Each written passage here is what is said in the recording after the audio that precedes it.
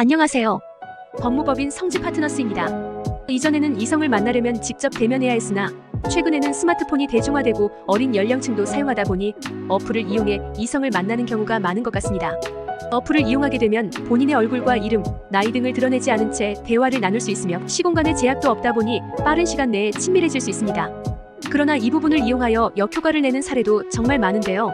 최근에 이르러 성적 자기결정권이 확립되지 않았거나 신체적 및 정신적으로 성숙하지 않은 미성년자가 만남 어플을 이용해 성관계를 하는 사례가 증가하고 있으며 이 관계가 상호합의 하에 이루어진 것이라 하더라도 상대방의 연령이 만 16세에 이르지 못했다면 의제강간으로 처벌받을 수 있습니다. 의제강간? 2020년부터 미성년자 의제강간에 대한 내용이 추가되었습니다. 기존에는 13세 미만인 사람에게 죄를 저질렀을 때 그 책임을 물었으나 현재는 13세 이상 16세 미만의 사람에게 간음을 하였을 때의 본 죄에 해당하도록 규정하고 있습니다. 동의를 얻은 후 이루어진 관계인데도 미성년자는 성적 자기결정권을 판단하는 것에 있어 미숙한 부분이 있다 간주함으로 고의성을 가지지 않았다 하더라도 법에 따라 처벌합니다. 특히 미성년자의 경우 성인의 말과 행동에 쉽게 휘둘릴 수 있으며 보호받아야 하는 존재로 여겨지고 있기에 더욱 엄중한 처벌이 선고되는 것입니다. 처벌은 형법 제305조에서 그 내용을 자세하게 다루고 있습니다.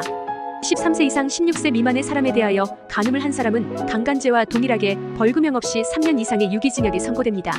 만일 이 행위를 반복적으로 일삼아왔다면 상습범으로 분류되어 2분의 1까지 가중된 처벌이 내려집니다.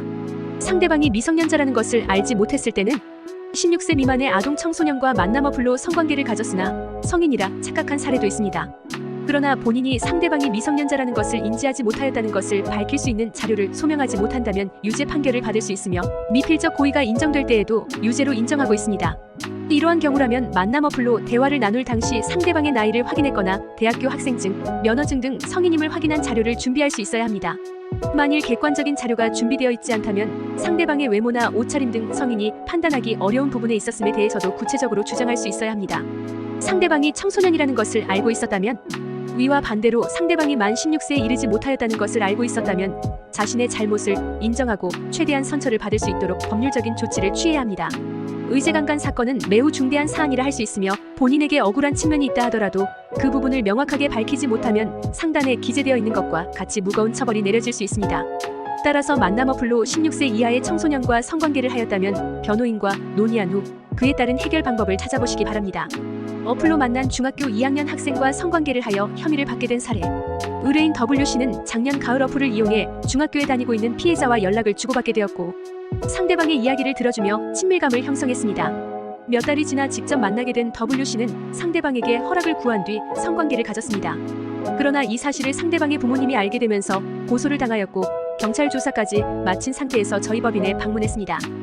W씨는 이미 본인의 잘못을 모두 인정한 상태였고 만남 어플의 대화를 나눈 정황도 드러나 있어 혐의를 부인하기 어려운 상황이었습니다. 본 사건을 담당한 대리인은 최대한 선처를 받아보는 것에 초점을 두고 조력을 시작했습니다. 먼저 피해자에게 사과 편지를 작성하여 전달함과 동시에 피해자의 보호자와 합의를 진행하였습니다. 그러나 상대 측은 합의하는 것에 완강하게 거부하는 자세를 보였는데요. 그럼에도 여러 번의 설득 끝에 어렵게 합의할 수 있었으며 W씨에게 범죄 전력이 없다는 점과 재범의 위험성이 없는 점을 적극적으로 주장하여 선처해 줄 것을 구하였습니다. 법원은 미성년자를 상대로 의제강간하였다는 점에서 죄질이 상당히 불량하나 여러 사정들을 종합적으로 고려하여 집행유예 3년과 40시간의 성폭력 치료강의 수강 및 아동 청소년 장애인 관련 기관에 3년간 취업 제한을 선고했습니다. 본 사례의 경우 경찰 조사를 끝낸 이후부터 조력을 시작하여 선처를 구하기 어려운 사안이었으나 피해자와 적극적으로 합의를 시도함과 동시에 변론하여 집행유예를 선고받음으로써 최대한의 선처를 받을 수 있었던 사례입니다. 이상 법무법인 성지 파트너스였습니다. 감사합니다.